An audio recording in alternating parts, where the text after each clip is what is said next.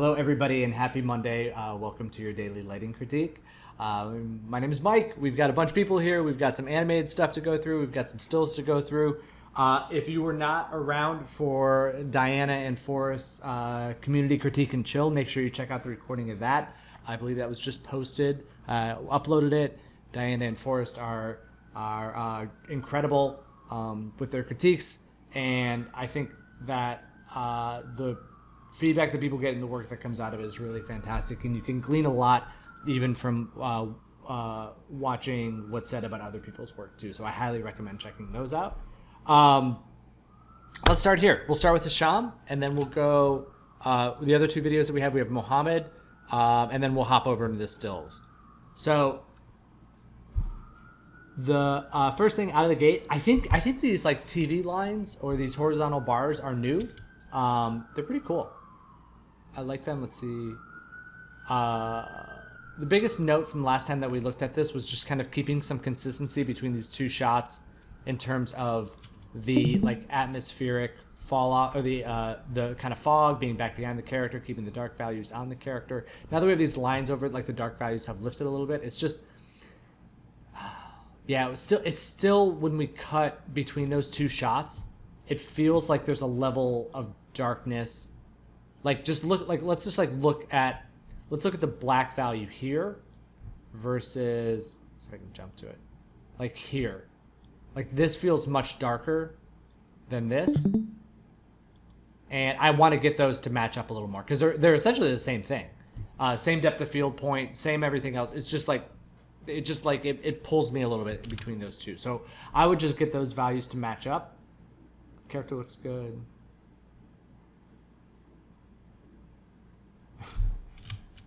This last little bit. The girl's got something weird on her hair. It's like some moire patterning going on down there. You might want to just check that out.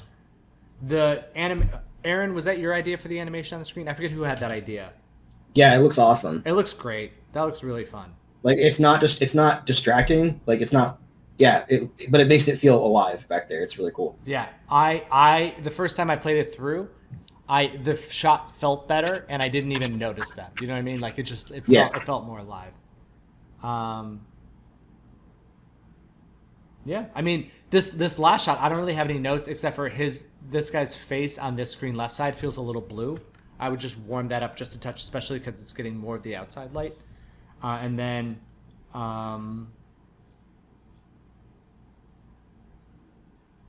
Yeah, in terms of this stuff, it's just getting that background to match up. Do you guys have any? And then let's see. Do we have any glow from this on his face? That was the other thing.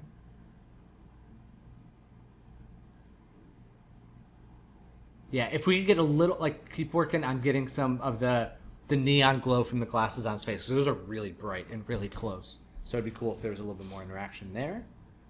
Do you guys have any thoughts? I'll open it up to the floor. This is looking good. I think that's pretty much it. Yeah. Yeah, good job on this. All right, next up we have Mohammed. Let's take a look at this is the newer update versus the previous. Very cool update.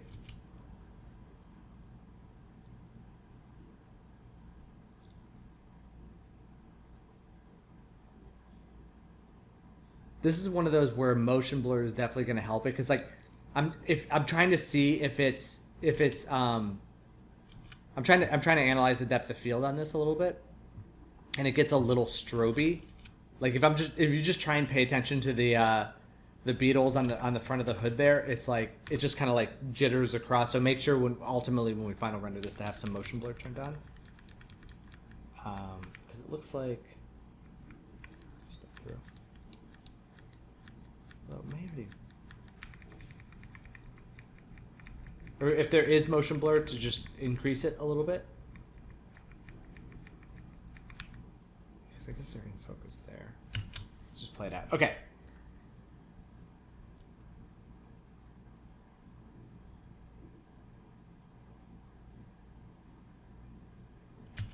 So one of the things I was just thinking about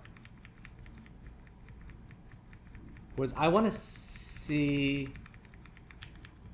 like, I don't feel the influence of the headlights of this car onto the camper. I want to feel those lights because one of the big things is that this thing is swerving in traffic, right? And there are a bunch of near misses.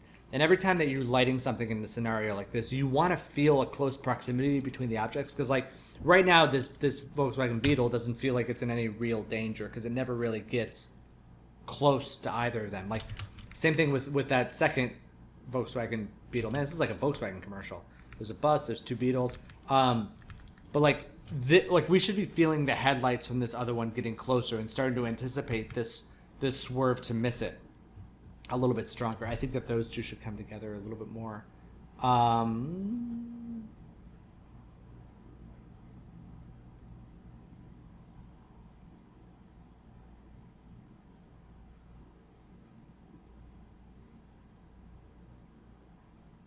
almost feel like the street lamps could be a little bit stronger. Right now they're not. Although that might just be an aesthetic thing. I'll let, because realistically they're not doing like these. Like, the point of street lights is to illuminate at street level. And if I look back here, I'm not seeing any influence of the light down here, nor am I seeing it on the buildings or really anywhere else other than themselves just illuminated.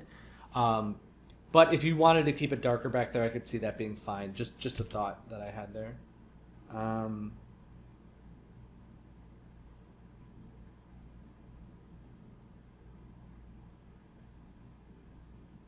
Yeah. What do you guys think? I'll open this up a little bit.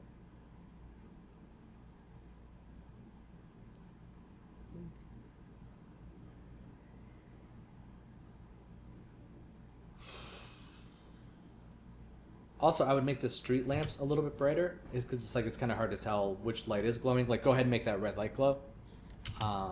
Make that a little bit brighter. This one, there's something about this tail light as it passes too. I guess it's just because it's hitting these sides that make it a little funky. But overall, this is looking a lot better. I heard someone come off mute. Chris, is that you? Yeah. The taillights in general are a little bit dim to me. Yeah, especially in that second Volkswagen Beetle that passes. This Yeah. one, the bus feels okay.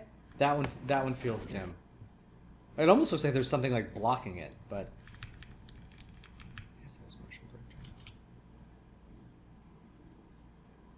Yeah, that's a good call too. All right, cool. So, and then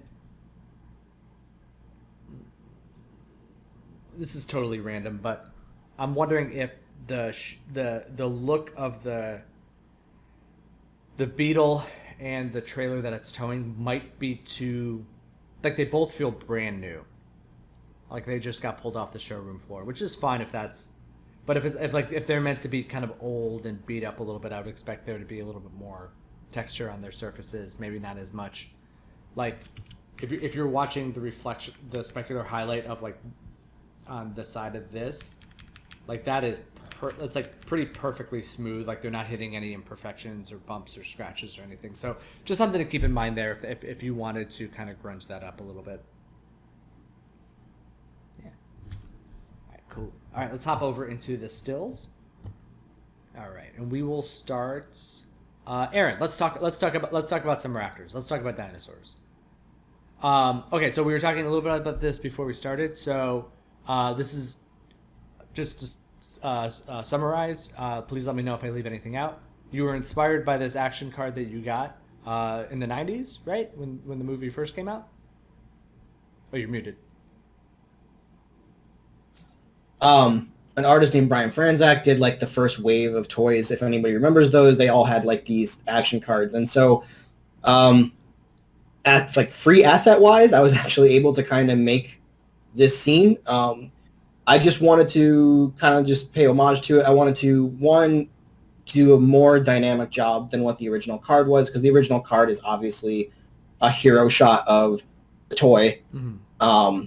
And so I think I'm going to light it just, like, not as, like, frontal as this. It's going to be more like in shadow and silhouette, mm-hmm. With these lights above it. I still want to keep that bright backdrop. Mm-hmm. But yeah, I mean, just basically after watching the Unreal video, I realized that I should probably get this, the layout and the pose and the models all kind of just solidified first because the export process looks to be kind of intensive for Unreal. So yeah, I'm just throwing it in here and just to get feedback from really anybody. Yeah. I love it. So I think it's a great idea. I think it's a great concept. I think that you can improve, like taking what is already here and improving on it's really great. The one thing about the composition that I was thinking about is that if you're looking at this from like a 2D perspective, one thing that's really cool is that this raptor is about to eat these people, right? Like Sure. they're small enough to like fit inside of his mouth, and I think that's part of like the sense of danger that we're trying to elicit. Where here there's more separation, so I almost wonder if it wouldn't be better to kind of pivot it around to in 2D space, make them closer together. And then, yeah, but I think if you can get all the rest of it laid out, I think that's pretty much my only composition note. Because everything else that's up really well. Go ahead, Diana. Yeah, like a similar plot. Like I do want them to feel closer, but like turning the camera, but also playing with the length, focal length that kind of compresses it a little bit more because I feel like they feel a lot more far away than the little picture. So if you could make them feel, but not by moving it closer. I think the camera. Yeah, all you have to, yeah, just make a longer focal length, make it more like a telephoto lens. That's a great idea, Diana.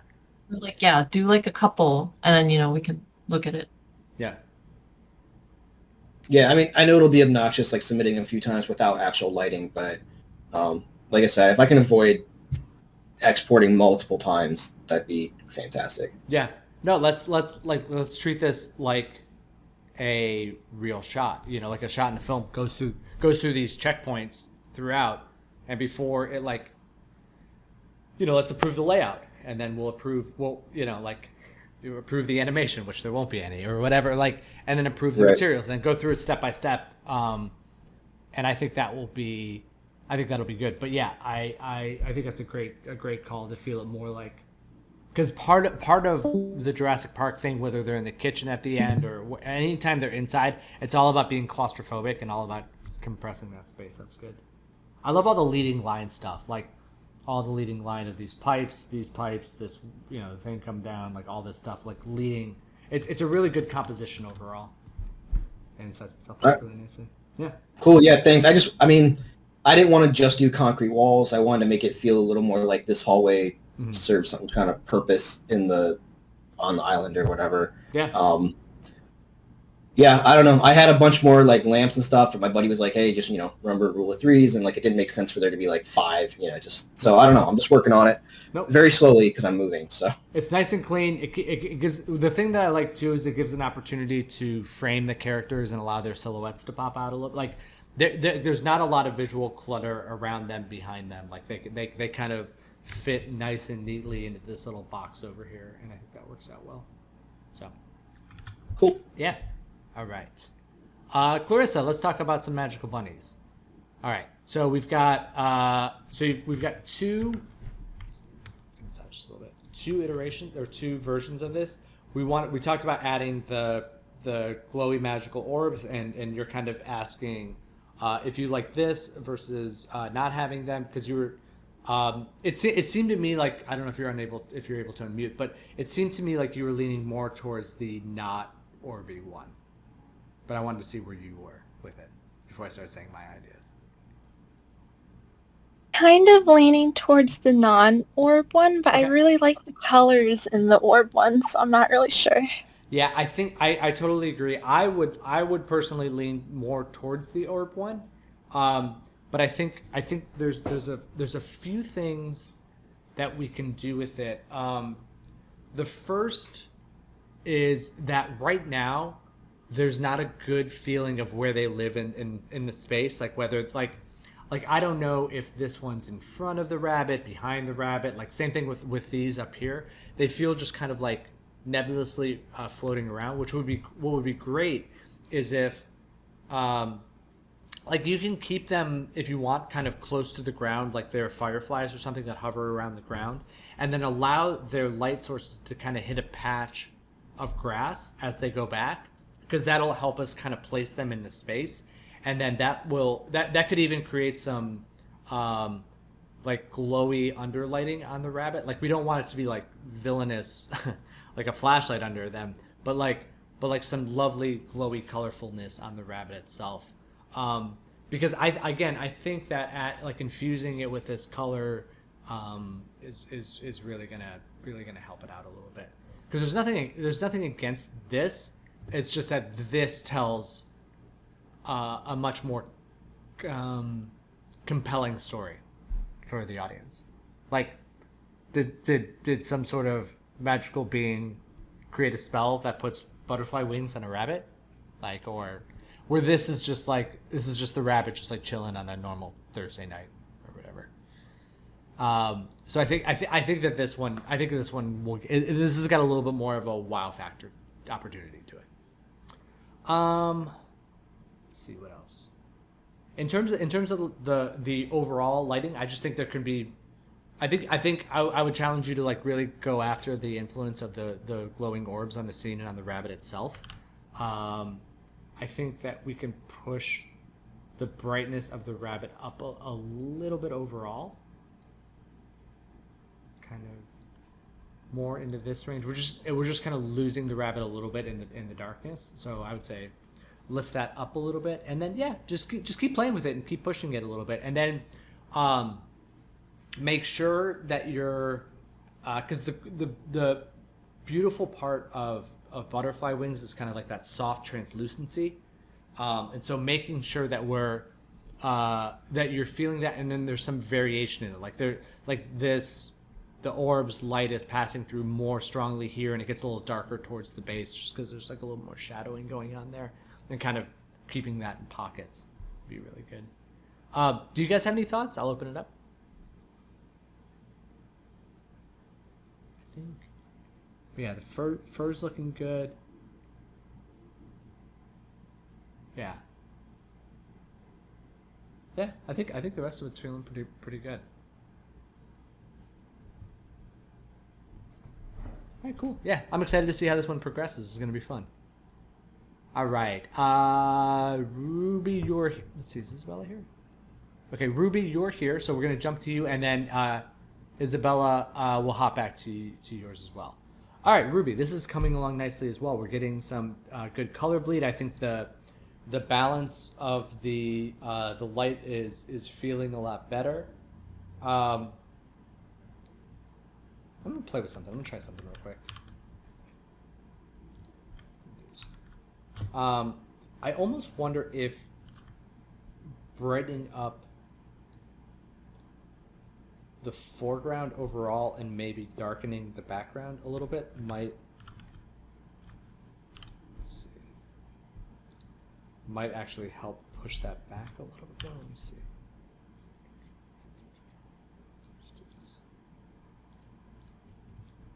Just create like more depth in this. I wonder. Yeah, let's see.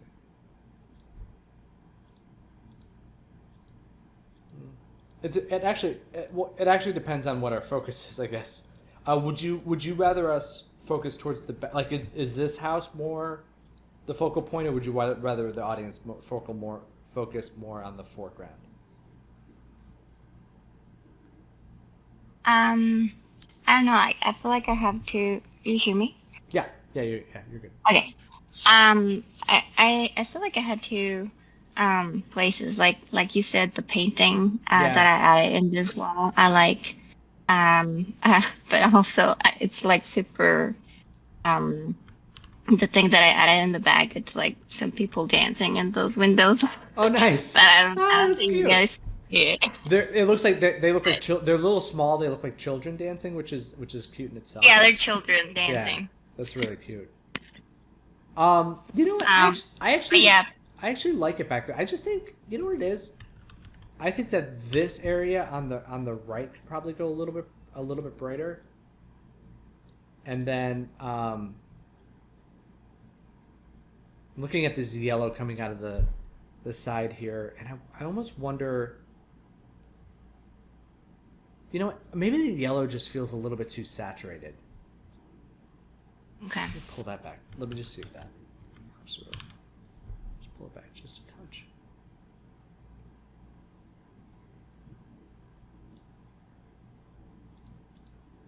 Yeah, I think just pulling back the saturation might be beneficial on that a little bit, because like looking at these other ones, I mean the magenta is standing out as pretty strong, but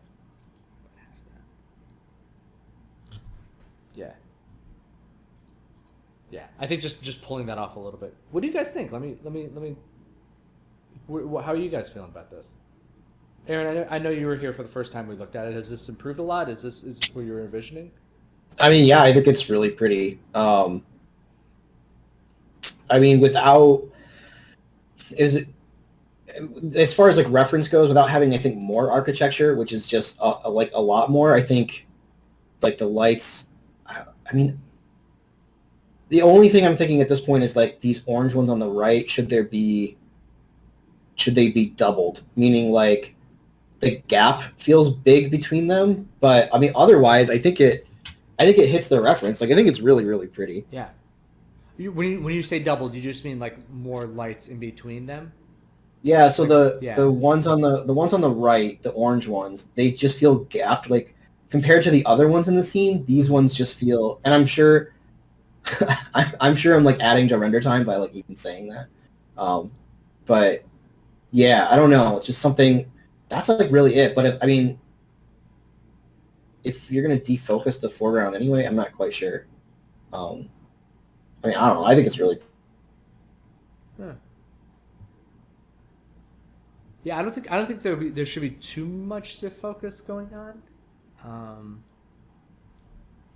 The other thing too. Yeah, I think these magenta bulbs can get a little brighter too, because like you see again, I talk about this with light bulbs and the idea that there's a point where we lose the saturation of them and they start to go almost white, like at the core value of them. And I can see it in these orange lights, I can see it in the yellow lights, I can see it in the blue lights, but the magenta lights still maintain a strong magenta saturation throughout. So just push them just a little bit brighter so their core gets to that white point. Okay.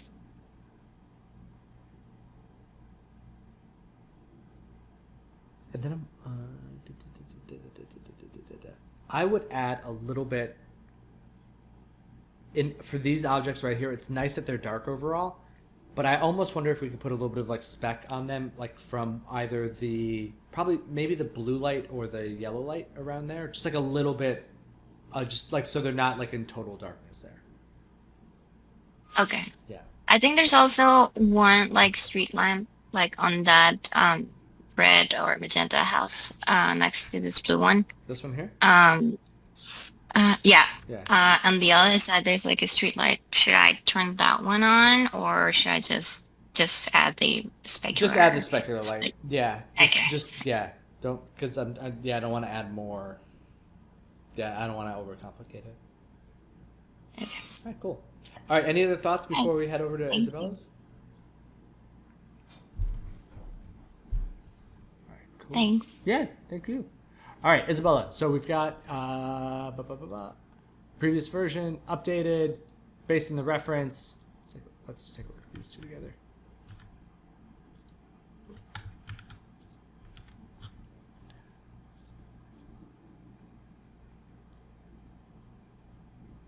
Yeah, you're getting these bright things that are clipping out. I think the shadow could be a little softer. Like looking at the shadow coming across the apple here versus what we're seeing there.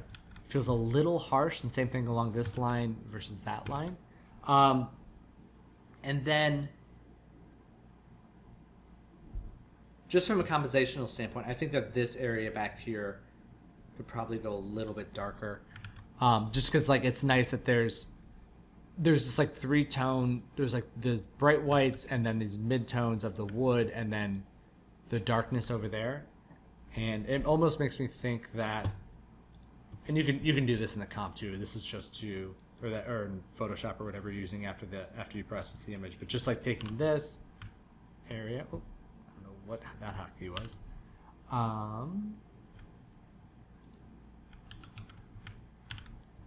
Making this a little brighter. making this area back over here.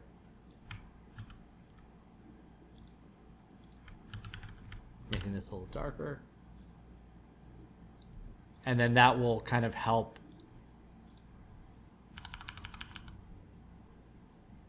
those two areas out a little bit, just to kind of like create that same situation. Make that a little brighter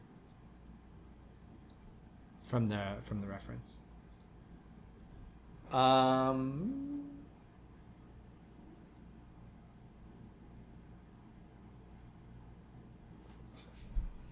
And then this object here, there's a little bit too much yellow in it too. Like I'm seeing on that shape there, a little bit on the ground and kind of the edge. It's kind of burning out in a yellowy color. I would push that a little bit more orange, add a little more red value to it, and then and then I think we're good. All right, cool. All right, do you guys have any other questions or anything for today before we break? Yeah, I think I Did you have something, Jordan? yeah, I posted I have a little short little VFX reel. I have it in lighting channel at the bottom, I think. Oh yes. Look at that. Yeah. Sorry. All right. Thank you. Yeah. All right. Let's take a look. So this is going to be my live reaction to it. Huh.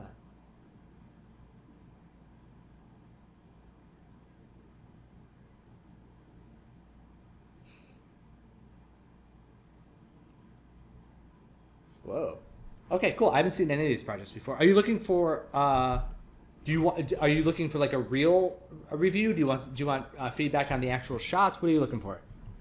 I guess the lighting I can actually change any of the lighting now, it's all final. I'm curious in your thoughts on it. But then I guess overall presentation. Mm-hmm. I haven't seen many lighting VFX reels, so yeah, I'm not sure. There are so I think your title card's all good. I think everything's spelled right. That's always my first check. In terms of the breakdown on this one, we got this guy hopping up on here. So there's I'm trying to think. I think for this one the breakdown isn't robust enough. I don't fully as I'm watching it once through this. I think that we could perhaps do a little more to show the integration a little bit, because it kind of just it talks about the HDRI graded and then the sun HDRI graded, then a little bit of a bounce, and then we see it back in there. But I feel like there's because I feel like that's just showing that you lit it and not showing a unique technique that was do you know what I'm saying? It's I think if unless you have something really unique that you're showcasing, that it may not necessarily need a breakdown on it. Okay, because there was some pretty complicated stuff behind the scenes to actually make it integrate. We had an actual HDRI plate of the scene, and then we had to paint out the clouds so that the HDRI would be clear sky, and then we had a bunch of comp, and then we had to extract the actual light of the sun from HDRI, and then put that onto the. So it's I don't know how to put that in a reel though. In an interview, but it's a 10-step process. I'm just wow. I feel I don't know how to put that on a reel. Well, it's also a thing too of there's obviously a big visual difference between the first step and the second step here, but I think there's a third one with the projected bounce that I don't actually feel it. It's 1, 2, that one feels so minor to me that I almost missed it the first time through.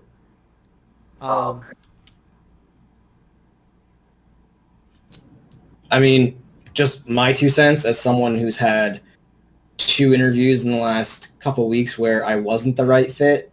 I almost don't even think you need any of this stuff, because if you put this in with some of your like CG lighting, like as one reel, the recruiter is gonna talk to you, because the recruiter doesn't really know the intricacies of it anyway. And then once you have your second interview with the lighting staff, the art people, you just kind of explain to them that stuff. I mean, not that breakdowns are necessarily bad, right? That communicates that you have, but like, I don't know. It just being told in the last like 2 weeks, like, no, your stuff is too CG for us. Like, I mean, I think just this live action plate by itself is just, it's something, right? Yeah. I don't know. That's just my 2 cents. I also think breakdowns serve a functional role in a reel in terms of breaking up the pacing a little bit. Like, obviously you want to be efficient and you want to deliver the work that you've done in a very quick way. But like, sometimes the shots can just feel like a fire hose of information, which is like ba ba ba ba ba ba ba, and then like having one shot that stops and breaks down allows your brain to almost exhale and get ready for the next thing too. So I totally agree with you, Aaron, that there are, it's especially valid when you're looking at something, and like, let's say that, you know, like let's say the ocean in this shot, or the sky was a sky replacement or something. Lots of times you showcase breakdowns to demonstrate what was actually done, because you wouldn't, like, maybe you've done such a good job integrating it that the audience wouldn't know, right? Or maybe this was all a CG shot and it's like explaining that quickly. But yeah, I don't necessarily agree with doing breakdowns for the sake of just having breakdowns on your reel, honestly. Yeah. I have so many steps on this that I don't even think I would know how to do a breakdown of all the work I did on it. Like, I guess the last thing is, how do you think I did on them? Do you think I successfully integrated them? I think this first one's close. I don't feel well. There's a point where it's almost like the paw's kind of floating back there, and I also thought the color on the cat itself could be a little warmer. Like, if it feels a little like it's getting a lot of cool light, and while everything else has kind of a warmer hue to it. And then like the contact shadow, like the contact shadow from this foot feels very dark, where the other one, like as it steps up here, it goes like that feels very dark to me. Okay. And I think, yeah. Although there are some dark shadows in there. Yeah, but I think it's, you know, 95, 90, 98% of the way there. You think that's okay for a junior, like applying for a VFX studio? Like, if it's like 95, 98% there, like maybe not perfect, but pretty close? I mean,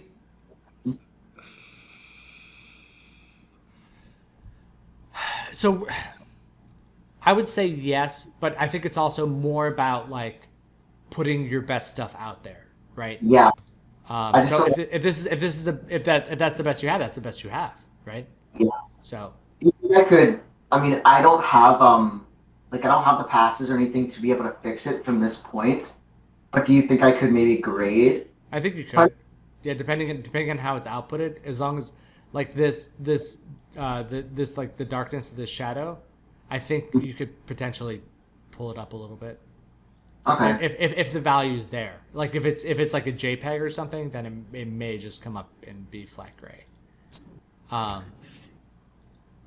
I mean, at the end of the day, you now have this. You have the understanding of the pipeline that they used for this, like those free resource that I was talking about. Jordan, I think you were the one that posted like the Maya free rigs or whatever. There's definitely some models on there that are not fantasy. They're photo real. Like, there's an elephant, I think, that's like a totally live action thing. Like, I don't think you have to necessarily have it animated like to where like you're going to do the tracking, because I'm assuming someone else did the tracking, the 3D tracking on this. They did all the camera setup. So like, if you just did stills and then maybe just interjected these between, I don't necessarily know, because like I think it's kind of obvious too that like the comping is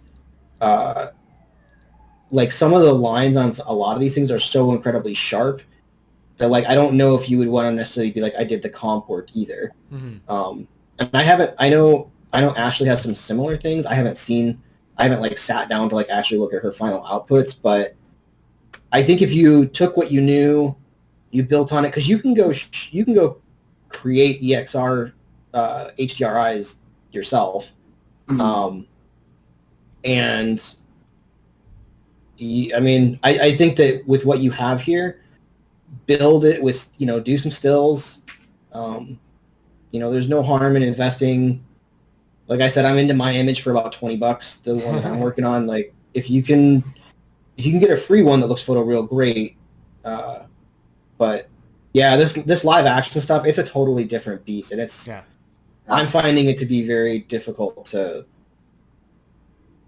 be excited about. Like I love the CG stuff. Like I find it way more fun, but I think there's value in learning this stuff too. So yeah, it was hard to learn how to develop my eye for something different. Like I'm so used to animation, we don't have to worry about making it integrated into a plate. So this was definitely like a totally new learning experience for me. And I think I'm still trying to like get my eye fully fine tuned. Like hearing the head of department Lighter give critiques on one of our last days, I was like, whoa! Like just the things they see like blew my eyes. So I thought that was kind of interesting. Yeah. How you need different eyes for different fields and how good you can get at that. So I thought that was pretty cool. Yeah, I agree. I mean, like that was my biggest takeaway from from working, was just listening to people talk about the work. Is incredible. Like to listen to a VFX artist break that down. Yeah, I think. Yeah, I mean, like a couple things about, and we don't have to stay on these too long. Like I think this one's integrated pretty well. The white points feels bright on the. I guess it's a rooster. Also, it's like he's a little tough to read in the composition, like his white fur over the white background. I also think if you had this separated, I would pull back this, because he feels like the saturation point feels high on him too. I think like looking at the browns and versus the pants, and the red right here feels like a little bit more saturated. But I'm doing it based on feeling and not off of the plates, and it may be more subjective that way. And then the other one with this is I guess this is a really, really hard one, because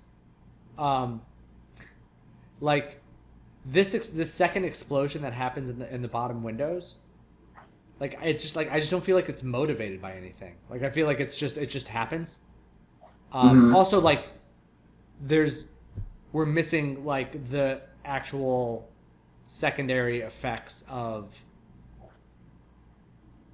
I don't know, like the building doesn't, it's not moving at all. Like this, like an explosion that occurs that shatters all the windows on all the floors simultaneously would like shake the building, and it might just be adding a camera shake to this or something like that. It feels a little static for the amount of destruction that's taking place.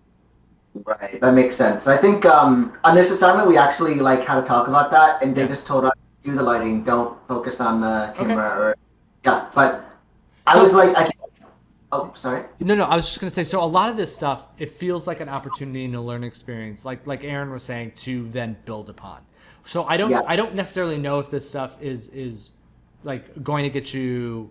And again, this is a little bit outside of my area of expertise, is just being fully CG. But I think this is good, and I think this is a good starting point. And obviously, you've learned a lot of cool techniques, and I want to see you make more. And I think that your future projects will be better. It's like I think you need to learn this stuff. This is more like the learning experience side. Yeah. Well, thank you honestly for being honest and realistic about it. That's always great. Yeah. Like I don't think there's anything wrong with the work. It's just like it's just a starting point. Yeah, of course. So. I mean, that was basically my first time doing VFX lighting ever. So. All right. Cool. All right. Great, guys. Let's call it there for today. If you guys have anything else, make sure you post it. We'll answer questions, and I look forward to hearing from you all very soon. All right, talk to you guys. See you back tomorrow. All right, be good, everybody. Thank you. Bye. Bye. Bye.